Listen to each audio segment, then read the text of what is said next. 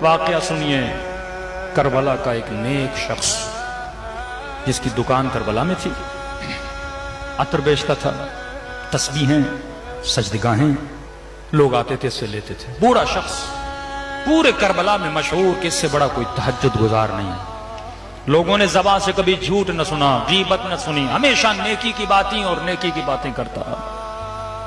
حرم امام حسین کا ایک خادم جو خدام کا لیڈر ہوتا ہے اس کا انتقال ہو گیا، خدام نے میٹنگ کی کہ اب ہمیں ایک نئے خادم کا انتخاب کرنا ہے، کس کا انتخاب کریں؟ تو سب نے کہا وہ جو عطر فروش، نام مجھے یاد نہیں، شیخ حسن یا کوئی نام تھا، وہ سب سے بڑا نیک ہے، متدین ہے، پورے کربلا میں مشہور ہے کہ اس سے بڑا کوئی نیک نہیں ہے۔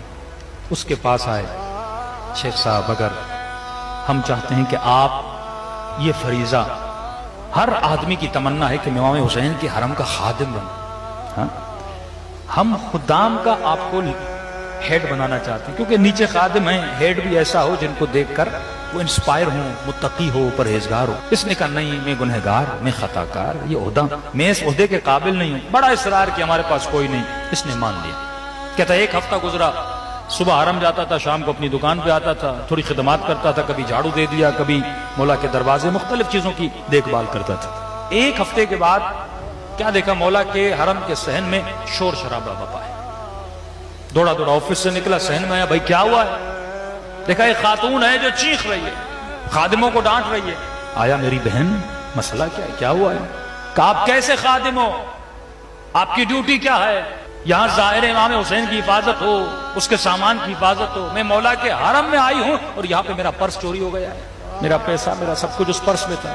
اس نے کہا میں معذرت کرتا ہوں، ایک ہفتہ ہوا ہے میں نے یہ عہدہ سنبھالا ہے، میں دیکھتا ہوں، دیکھ بھال کرتا ہوں، ڈھونڈتے۔ اس نے کہا نہیں، یہاں میرا پرس چوری ہوا ہے۔ اس نے کہا حرم کے دروازے بند کر دو، دروازے بند کی، جتنے لوگ تھے ان کا میں معذرت چاہتا ہوں، میں نہیں کہہ رہا کہ آپ سب چور ہیں، لیکن اس خاتون کا دل مطمئن کرنے کے لیے مجھے چیکنگ کرنی پڑی، سب کی چیکنگ کی، لیکن پرس نہیں ملا۔ خاتون اور غصے میں آ گئی، کہنے لگی میں سب کو بتاؤں گی میرا پرس تو نے چوری کیا۔ بندہ خدا میں نے کیسے چوری کیا؟ کہ تمہاری ڈیوٹی ہے کہ میرا پرس مجھے ڈھونڈ کے دو، اگر نہیں ڈھونڈ کے دو گے میں شور و شرابہ کروں گی۔ اس نے کہا امام حسین کی ظاہر ہو، مجھے 3-4 دن کی مہلت دو، میں تمہارا پرس تمہیں ڈھونڈ کے دے دوں گا۔ خاتون نے کہا ٹھیک ہے، چلی گئی اپنے ہوٹل پر۔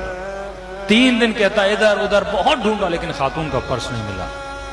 کہتا 3 دن کے بعد مولا سے توسل کے مولا میں تو عہدہ سنبھالنا ہی نہیں چاہتا تھا، اگر شروع سے میری بدنامی ہو گئی، یہ خاتون آئے گی پھر بدنامی کرے گی، مولا آپ کا حرم، آپ کے ظاہر، آپ ہی بتائیے میں کروں تو کیا کروں؟ کہتا رو رو کے سو گیا، خواب کے عالم میں ایک منظر دیکھتا ہے۔ کیا دیکھتا ہے کہ حرم امام حسین ہے، اس حرم امام حسین پر ایک چھوٹی سی کرسی ہے، اس کرسی پر خود سید الشہداء کھڑے، امام حسین کھڑے، ظاہر زیارت کر رہے ہیں۔ امام فرماتا ہے میرے ظاہرو جمع ہو جاؤ، میں تجھے بتاؤں کہ میرا چور کون ہے۔ خواب کے عالم میں دیکھ رہے کہ سارے ظاہر جمع ہوئے، میں بھی دوڑا دوڑا گیا کہ مولا چور کا نام بتائیں گے، خاتون کے پرس کا پتہ چل جائے گا۔ لوگوں نے کہا مولا چور کون ہے؟ امام نے فرمایا میرا چور یہ شیخ ہے، اس نے چوری کیا ہے۔ کہتا مولا کے قدموں میں گرا۔ میں نے کہا مولا میں نے کب آپ کی چوری کی؟ مولا میں نے کب اس خاتون کا پرس چرایا؟ آپ تو بہتر واقف ہیں، میں نے چوری نہیں کی۔ امام نے کہا میں پرس کی بات نہیں کر رہا۔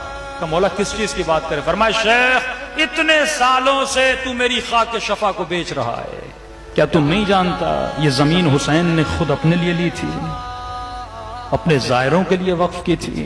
تجھے نہیں پتا میری خاک کو میری اجازت کے بغیر تسبیح اور سجدگاہیں بنا کے تو بیچ رہا ہے؟ تو سب سے بڑا میرا چور ہے، آج تک تو نے جو کمایا میری خاک سے کمایا ہے۔ کہتے مولا واللہ مجھے نہیں پتا تھا کہ یہ کوئی شرعن حرام ہے آپ کی خاک کو بیچنا۔